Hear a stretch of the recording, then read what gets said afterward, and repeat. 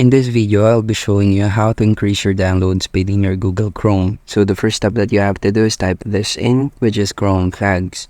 So hit the enter button and you will enter the experiment interface. So in this interface, you just need to type in the parallel downloading in the search bar. Here you have to enable this, and as you can see, I have already enabled parallel downloading. So the next step that you have to do is to click this three-dotted icon and then head to settings.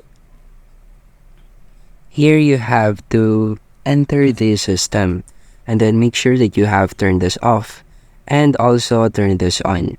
So basically that's it. You will notice that the download speed of your downloads in Chrome will now start to speed up.